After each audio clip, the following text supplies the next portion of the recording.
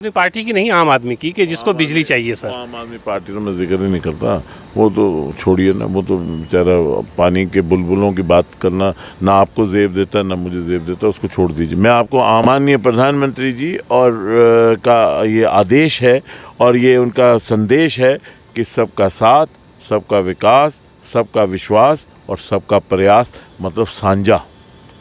आपको लगता है कि ये जो नारा प्राइम मिनिस्टर साहब का है ये पूरा हो रहा है? अगर आप जम्मू कश्मीर के बाहर देखेंगे सर, तो माइनॉरिटीज़ के साथ तो बहुत अच्छा नहीं हो रहा। बुलडोज़र कहीं भी पहुंच के माइनॉरिटीज़ की प्रॉपर्टी गिरा रहा है, तो कैसे मुमकिन हो पाए? जम्मू में जो कोशिशें ये कुछ लोग कर रहे हैं, वहाँ से पाकिस्तान की कोशिश है, आज से ही नहीं है, पिछले कई वर्षों से वो कोशिश कर रहे हैं कि जम्मू का माहौल ख़राब किया जाए। जम्मू ने हमेशा इन ताकतों का सख्त मुकाबला किया है, जम्मू आगे भी इन ताकतों का मुकाबला करेगा और जम्मू इनको मुंह तोड़ जवाब देगा। आप हल्ला बोल का डेली राउंड अप देख रहे हैं। मैं ज़मरुद मुग़ल हूँ।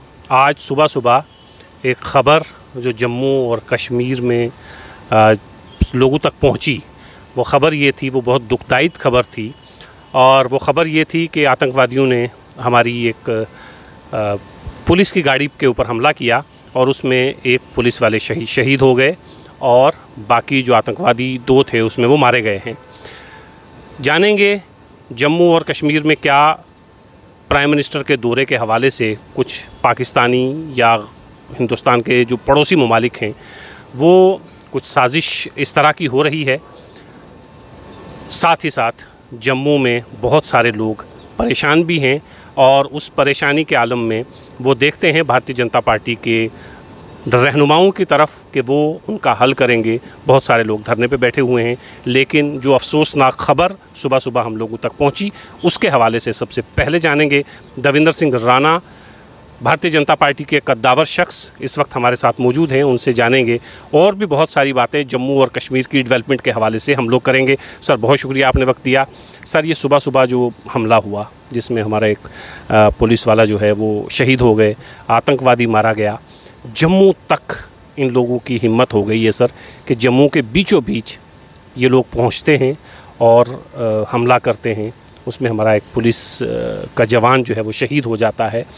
ये कैसे जम्मू के बीचों बीच ये लोग इतनी हिम्मत कर पाते हैं सर? सबसे पहले मैं अपनी तरफ से भावभीनी श्रद्धांजलि अर्पित करना चाहता हूँ जो ASI शहीद हुए, और आपके माध्यम से उन सब लोगों को श्रद्धांजलि अर्पित करना चाहता हूं जो आतंकवाद से लड़ते हुए security forces, paramilitary forces, JNK police और आर्मी के जांबाज सिपाही जो हैं, जो अलग अलग वक्त में पिछले 2 दहाकों में 3 दहाकों में जो अपने वीरगति को प्राप्त हुए, जो शहीद हुए। पाकिस्तान बौखलाहट में है, पाकिस्तान खात्मे के कगार पे है, पाकिस्तान का सारा ढांचा जो है वो तितर बितर हो गया है, आर्थिक ढांचा उनका तितर बितर हो गया है, उनका अपना अस्तित्व जो है उस पर सवालिया निशान हो गया है,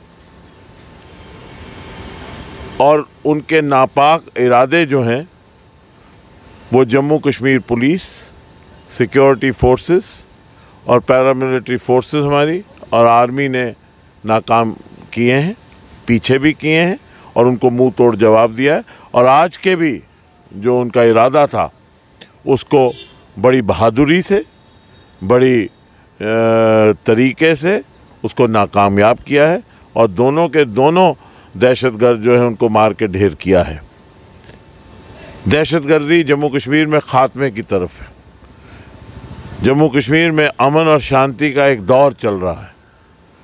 जम्मू कश्मीर में आतंकवादी जो हैं वो ये जानते हैं कि उनकी उम्र बहुत कम है।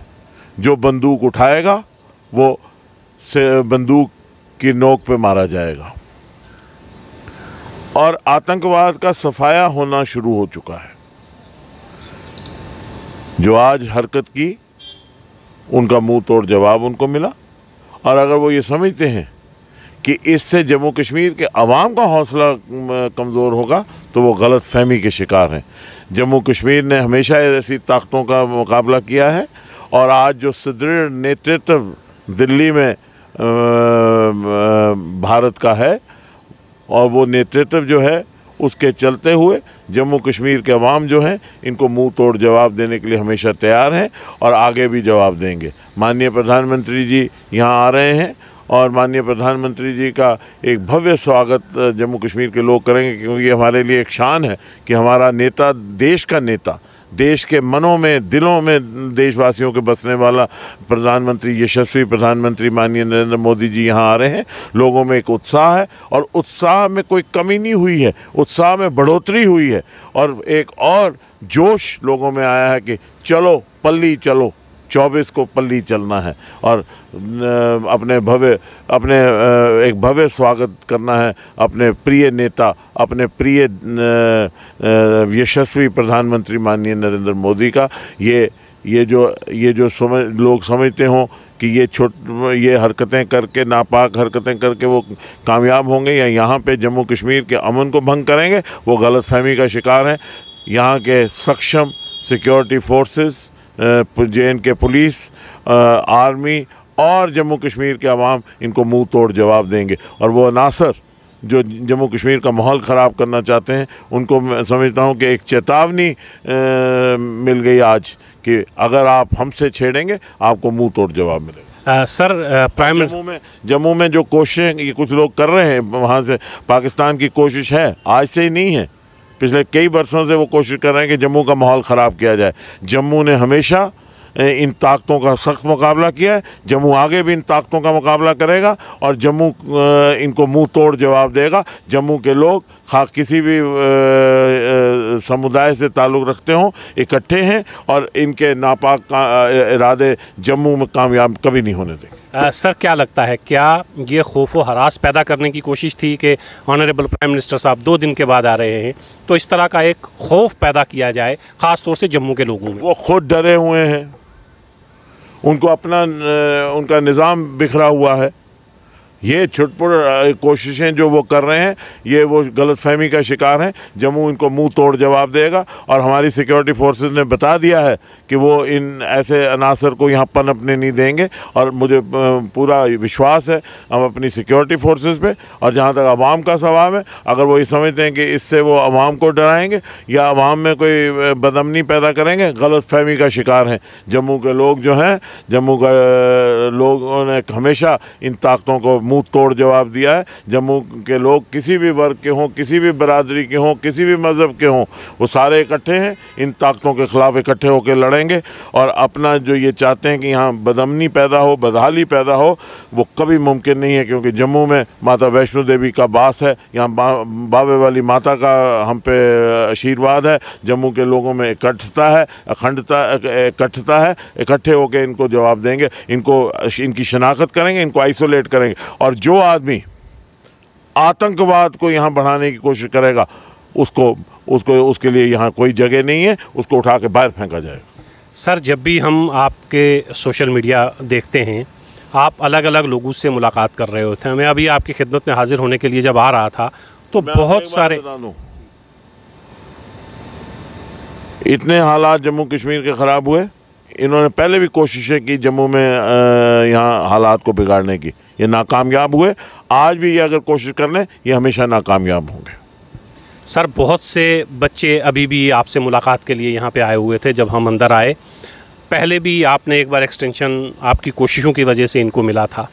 ये जो बच्चे NHM के धरने पे बैठे हुए हैं सर, इस हवाले से क्या आगे भी दविंदर सिंह राणा कुछ कोशिश करेगा कि इनको कुछ मिले? सर, मेरी एक बात है, हम लोग यहाँ के रहने वाले हैं। या अभी आपने जो देखा, ये जम्मू कश्मीर के बच्चे कश्मीर से भी, जम्मू से भी आए थे, रजौरी, पुंछ, डोडा से भी आए थे।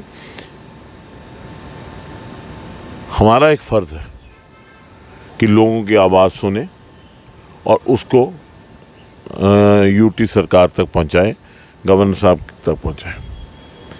मैं बड़े वसूख से और ज़िम्मेवारी से कह रहा हूँ कि जब जब ये मुद्दे आए हैं, मैंने ये माननीय लेफ्टिनेंट गवर्नर श्री मनोज सिन्हा जी के समक्ष रखे और उनकी एक बड़ी प्रोएक्टिव पॉजिटिव अप्रोच रहती है इन मसलों का हल करने का, और उन्होंने हल किए भी। ये अभी आप देख रहे थे NHM के बच्चे, जब ये NHM के बच्चे पहली बार स्ट्राइक पे गए, इनकी एक्सटेंशन ख़त्म हुई।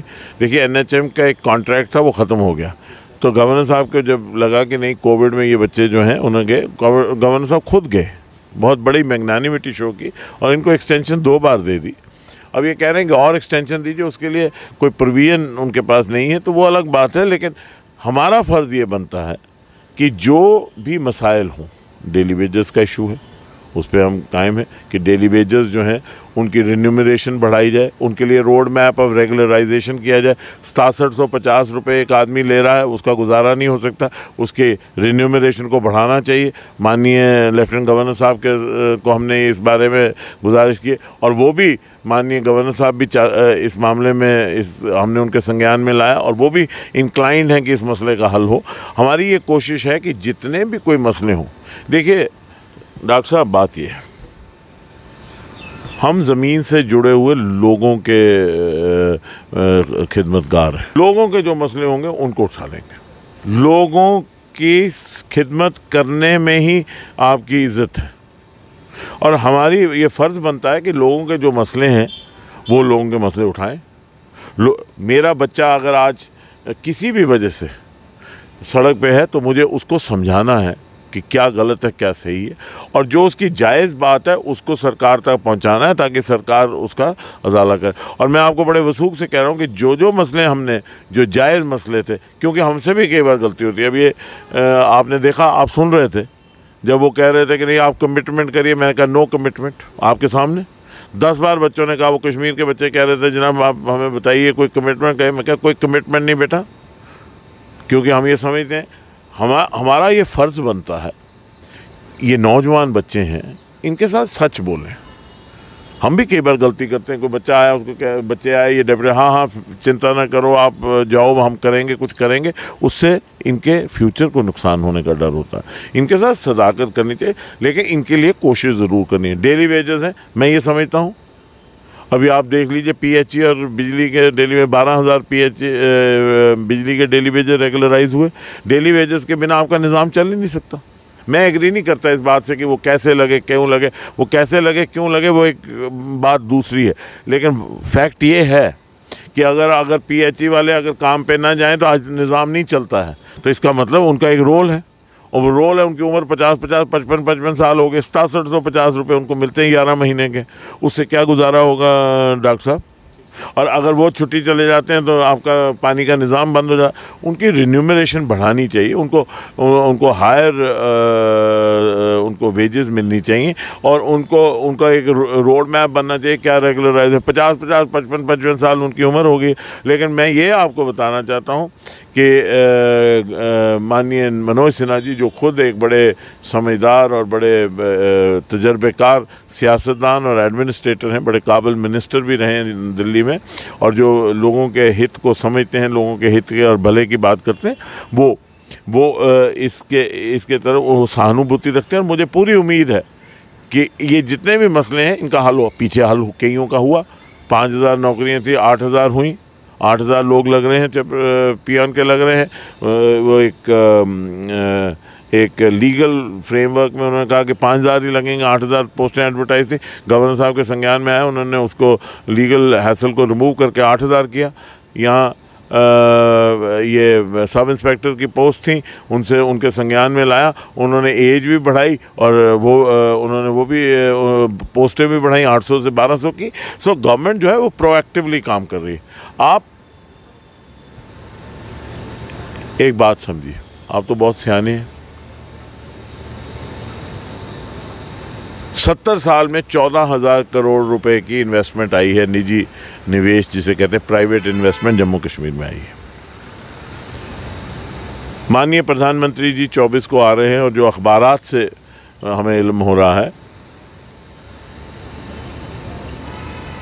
36,000 करोड़ के ऊपर की इन्वेस्टमेंट की ग्राउंड ब्रेकिंग हो रही है। ग्राउंड ब्रेकिंग हुआ कि काम शुरू हो रहा है, ये वो नहीं है कि कोई मेमोरेंडम ऑफ अंडरस्टैंडिंग साइन हो रहा है। और तकरीबन 2 लाख नौकरियां आगे जाके प्राइवेट सेक्टर में मिलेंगी। तो जो हमारा मसला अनएम्प्लॉयमेंट और अनएम्प्लॉयबिलिटी का है वो दूर होगा। अभी आप देख रहे थे NHM के बच्चे, वो बच्चा कह रहा है मैं 47,000 रुपये तनख्वाह ले रहा था, आपके सामने ही कह रहा था दिल्ली में अस्पताल में यहाँ आ गया हूँ और यहाँ बेकार हूँ, क्योंकि यहाँ शायद प्राइवेट सेक्टर में अपॉर्चुनिटीज़ नहीं है और वो उसकी मजबूरी है। वो कश्मीर से बच्चा है, वो नहीं दिल्ली जाना चाहता, कहता मेरे माँ बाप मेरे पे डिपेंडेंट हैं, छोटा मेरे भाई हैं। तो यहाँ पे जो मेडिसिटी ये खोल रहे हैं, मेडिकल सिटी खोल रहे हैं, बाहर से बड़े बड़े अस्पताल ला रहे हैं, उनकी एब्जॉर्प्शन होगी। ये आपके जो मेडिकल कॉलेजेस हैं इनको रिसोर्सेज चाहिए। जो आपके all India institute of medical sciences 2 खोल रहे हैं, इनको ज़रूरत है। तो ये एक जम्मू कश्मीर एक नई तरक्की की राह पे बढ़ रहा है। उस पिक्चर को देखिए। ये जो लोग कहते हैं ना कि क्या है, अब ये जब ये एक बड़ा ब्राइट सुनहरा फ्यूचर जम्मू कश्मीर का होने वाला है। आप देखेंगे ट्रांसफॉर्मेशन हो रही है जम्मू कश्मीर की, और जो भारत जो ग्रोथ स्टोरी है, जो दुनिया की एक सुपर पावर बनने के कगार में है, तो उस सुपर पावर की ग्रोथ स्टोरी में जम्मू कश्मीर भी एक हिस्सा बनेगा। और ये जो लोग जो है ना, जो चाहते हैं कि बरादरियों में दरार पड़े, जो चाहते हैं कि मज़हब की लड़ाइयाँ यहाँ पड़ें, जो चाहते हैं कि आपस में बैर बने, उनको भी शिकस्त हासिल होगी। यहाँ टेररिज्म भी ख़त्म होगा और उन ताकतों को भी शिकस्त मिलेगी जो ताकतें चाहती हैं कि यहाँ पे भाईचारे में खलल पड़े, आपसी रवायती भाईचारे में खलल पड़े। क्योंकि माननीय प्रधानमंत्री जी और का ये आदेश है और ये उनका संदेश है कि सबका साथ, सबका विकास, सबका विश्वास और सबका प्रयास, मतलब साझा। आपको लगता है कि ये जो नारा प्राइम मिनिस्टर साहब का है ये पूरा हो रहा है? अगर आप जम्मू कश्मीर के बाहर देखेंगे सर, तो माइनॉरिटीज़ के साथ तो बहुत अच्छा नहीं हो रहा। बुलडोज़र कहीं भी पहुंच के माइनॉरिटीज़ की प्रॉपर्टी गिरा रहा है, तो कैसे मुमकिन हो पाएगा सर? एक बात सुन लीजिए डॉक्टर साहब,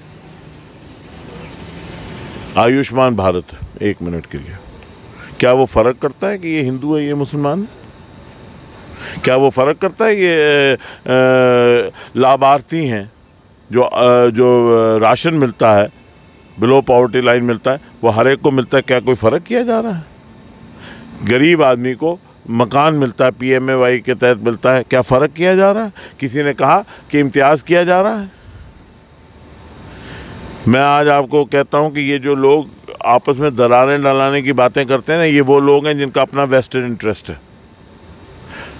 इतना कुछ हुआ, यहाँ 84 के दंगे भी हुए, भागलपुर भी हुआ, मेरठ के दंगे भी हुए, कानपुर के दंगे भी हुए, गुजरात में भी हुआ, सब कुछ हुआ, लेकिन अमन भी आया। और आज आप देखिए जो हालात हैं। अगर एक कहीं छुटपुट घटना हुई और जहांगीरपुर में हुई, तो माननीय गृह मंत्री जी ने ये कहा कि बिल्कुल जो आदमी भी रिस्पॉन्सिबल होंगे वो होंगे। अच्छा, मैं आज टीवी पे देख रहा था, जो डिमोलिशन ड्राइव की आपने बात की, देखिए फैक्ट्स को फैक्ट्स के तरीके लाइए, तभी देश तरक्की करेगा। मैं वहाँ देख रहा था, गुप्ता टी स्टॉल लिखा था, ये गुप्ता स्टोर लिखा था। गुप्ता तो किसी जूस कॉर्नर मैंने पढ़ा, तो वो अगर एंटी इंक्रोचमेंट ड्राइव हो रही तो गुप्ता जूस कॉर्नर किसका हो गया? ये देखिए, ये let us not add to this. एक नैरेटिव बनाने की कोशिश की जा रही है, एक नैरेटिव बनाने की कोशिश की जा रही है, क्योंकि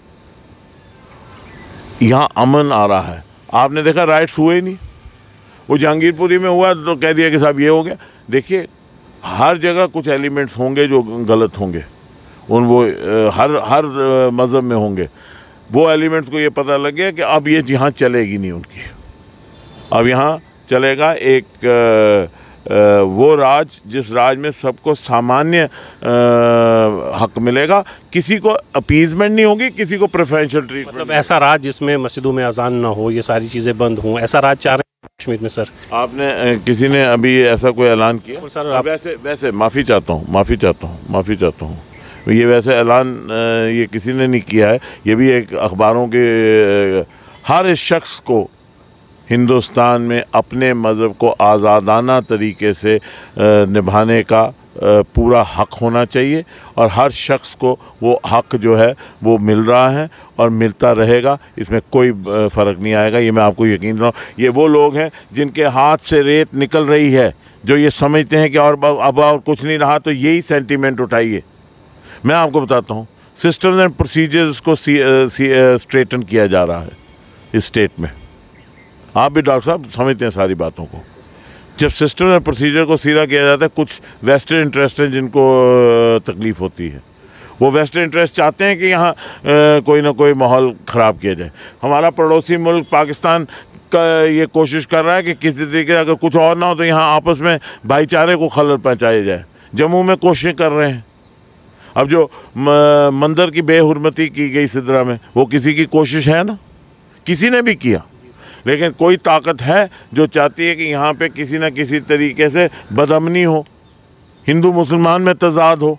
उन ताकतों को हमको मिल के पहले शनाख्त करनी पड़ेगी और उनको सख्त से सख्त सज़ा देनी चाहिए। वो कोई भी मज़हब से हो, वो किसी भी ज़ात से हो, वो किसी भी बरादरी से हो, जो राष्ट्र हित के ख़िलाफ़ चलेगा उसकी सज़ा वही होनी चाहिए जो देशद्रोही की सज़ा होती है। सर, जैसे जम्मू कश्मीर तरक्की की राह पर गामज़न है, आप फरमा रहे थे। मैं नहीं फरमा रहा, आप देख रहे हैं जी, आप देख रहे हैं। मैं तो ये भी देख रहा हूँ सर के मीटर भी लग रहे हैं, स्मार्ट मीटर भी लग रहे हैं, प्रीपेड मीटर भी लग रहे हैं, पोस्टपेड मीटर भी लग रहे हैं। बिजली फिर भी नहीं आ रही। आप भी इसी जम्मू में बैठे हैं, बिजली ना सुबह है, ना शाम है, ना दोपहर है। सर, एक मिनट मेरी बात सुनिए। डॉक्टर साहब, आपको टाइम है ना इस सवाल का जवाब? सर, कितना चिनाब बेसन का पोटेंशियल है? मेगावाट जो कहते हैं, हम नहीं टैप कर पाए, नहीं कर पाए। हमने जितने पावर प्रोजेक्ट जिनका डिज़ाइन किया गया वो नहीं चला पाए। और मैं ये कह रहा हूँ हम सब लोग उसमें रिस्पॉन्सिबल हैं। कोई कहे कि नहीं साहब कोई एक रिस्पॉन्सिबल है, कोई दूसरा। हम पावर जनरेट ही नहीं कर पाए, हम उसको पोटेंशियल को टैप नहीं कर सके पिछले 60-70 साल में। आप देख रहे हैं रतले केरू कावर के प्रोजेक्ट जो हैं उनकी ग्राउंड ब्रेकिंग हो रही है, उनका सारा प्रोसेस शुरू हो गया है। बिजली हम बनाएंगे तभी तो हम बिजली देंगे। और दूसरा आप कह रहे हैं कि स्मार्ट मीटर्स लग रहे हैं, ये लग रहे हैं। आपने कभी एक सेंसस करिए कितने की हम बिजली खरीदते हैं, कितने का हमें पैसा आता है। और चोरी गरीब आदमी नहीं करता है, चोरी बड़ा आदमी करता है। जब स्मार्ट मीटर लगेगा, पोल पे बंच लगेगा, उसकी टैंपरिंग नहीं होगी। छोटा आदमी गरीब आदमी नहीं कर रहा है। और आप ये जो कहते हैं कि साहब कितने की, ज़रा एक बार ये देख लीजिए कि हमारी पर यूनिट कॉस्ट कितनी है, पंजाब की पर यूनिट कॉस्ट कितनी है, हमारी पर यूनिट कॉस्ट कितनी है, दिल्ली की यूनिट कितनी है, कितने की हम बिजली खरीद रहे हैं, कितने। और जो इस वक्त क्राइसिस इस वक्त चल रहा है, जो इस वक्त प्रेजेंट क्राइसिस है, वो एक क्राइसिस का मैं कारण अब आपको बता दूं। पता नहीं ये दर्शक सोचेंगे ये क्यों बोल रहा है, ये कोई वो कर रहा है, लेकिन अब जो हकीकत है उसको देखना पड़ेगा। हमारे पास 1200 मेगावाट की रिक्वायरमेंट है जम्मू में। गर्मियाँ पहले आ गई, वहाँ पे बर्फ़ पड़ रही है, चनाब खाली है, हमारे दरिया खाली हैं। वहाँ पे 30-35% इस वक्त प्रोडक्शन हो रही है, खा वो बांग्लियार है, खा दूल हस्ती है, खा सलाल है। हमारे पास टोटल 600 मेगावाट की बिजली हमारे पास अवेलेबल चाहिए। हमारी रोज़ की 1200 मेगावाट की, 600 का गैप है। सिस्टम जो है अप्रैल में हीट अप हो गया। नॉर्मली होता था मई में गर्मी बढ़ती थी, यहाँ से गर्मी बढ़ती थी, वहाँ से बर्फ़ पिघलती थी, पानी भी आता था और हाइड्रो पावर जनरेट होती थी। अब कोई बात इसको करेगा तो कहेंगे कि साहब ये कौन सी बात कर रहा है, पहले भी तो गर्मी होती थी, बर्फ़ गिरती थी। ऐसी बात नहीं है ना। जो फैक्ट्स हैं उन फैक्ट्स को आप डिनाएंगे। और मैं आपसे तवक्को ये नहीं करता, आप पढ़े लिखे आदमी, आप बातों को समझते हैं। मैं आपसे ये रिक्वेस्ट करूंगा हर चीज़ की रिसर्च करें और लोगों को सही रास्ते पे डालें, लोगों को एक सही दिशा में डालें। कल मेरे पास एक आपकी तरह एक आगे आप जैसे तजुर्बेकार नहीं, एक मेरी तरह नौसिखे थे। वो कहने लगे जी यहाँ जम्मू कश्मीर में मिनिमम वेजेस एक्ट ही नहीं है। तो मैंने उनको कहा कि मिनिमम वेजेस एक्ट है। किसने कहा कि नहीं? कहा नहीं जी सभी कह रहे हैं। उन्होंने कहा कि सियासतदान भी कह रहे हैं हम ला रहे हैं मिनिमम वेजेस एक्ट। मैंने कहा मिनिमम वेजेस एक्ट है और मिनिमम वेजेस एक्ट जो है उसको रिवाइज़ करने के लिए हम कह रहे हैं कि बढ़ाइए मिनिमम वेजेस। उसमें होता है मिनिमम वेजेस में होता है स्किल्ड, अनस्किल्ड, सेमी स्किल्ड। वो है कहने जी है। मैंने कहा जी हमेशा था। तो बात यह है कि थोड़ा सा आप भी रिसर्च कर लें, थोड़ा हमारे जैसे सियासतदान भी रिसर्च कर लें ताकि लोगों को, लेकिन बिजली देना लोगों का हमारा फ़र्ज़ है।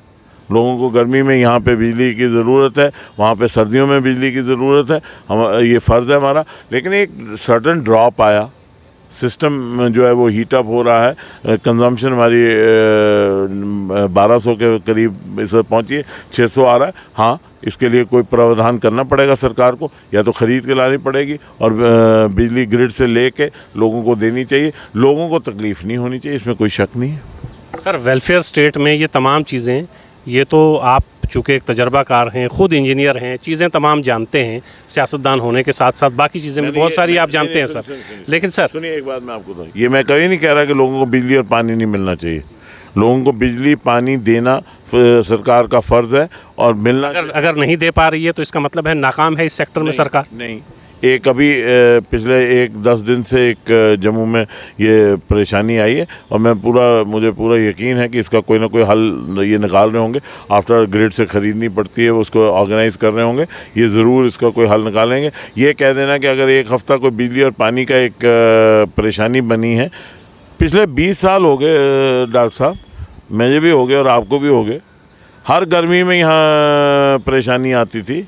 अब एक लॉन्ग टर्म हल भी निकाला जा रहा है, एक शॉर्ट टर्म हल भी निकाला जा रहा है, तो नाकामयाब होगी।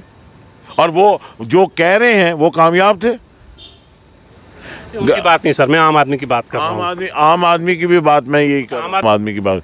आम आदमी की सहूलियात जो हैं, बिजली पानी सड़क की और वो रोज़गार की, उसकी तरफ गवर्नमेंट को कोशिश होना चाहिए। हाँ, मुझे पूरी उम्मीद है कि इसका भी कोई ना कोई जल्दी हल होगा, बिजली और पानी का सिस्टम जो है वो स्ट्रीमलाइन होगा। सिंह राणा आज हमारे मेहमान थे। जम्मू और कश्मीर में जो परेशानियाँ इन गर्मियों में लोगों को लाहक हैं, उस हवाले से भी गुफ्तगू कर रहे थे।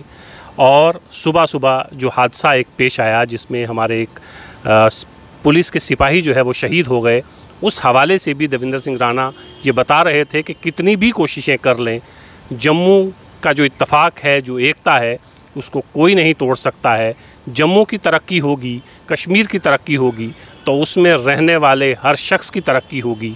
गवर्नमेंट की स्कीम कोई मज़हब देख कर फ़ायदा नहीं पहुंचाती हैं, बल्कि अगर आयुष्मान कार्ड है या गवर्नमेंट की कोई भी स्कीम है, उससे फ़ायदा हिंदू भी उठाता है, मुसलमान भी उठाता है, सिख भी उठाता है, ईसाई भी उठाता है।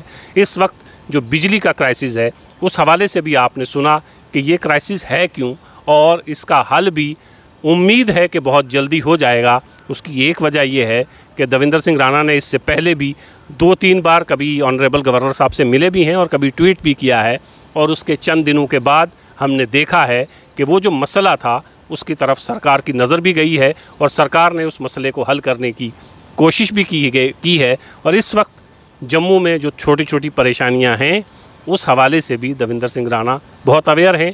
जल्द मुमकिन है कि कोई इनकी तरफ से इस तरह का ट्वीट आए या ऑनरेबल गवर्नर से मुलाकात हो और ये जो छोटी छोटी परेशानियां इस वक्त जम्मू के लोगों को लाहक हैं, उनमें कुछ ना कुछ कमी आए। सर, बहुत शुक्रिया। शुक्रिया, बहुत बहुत मेहरबानी।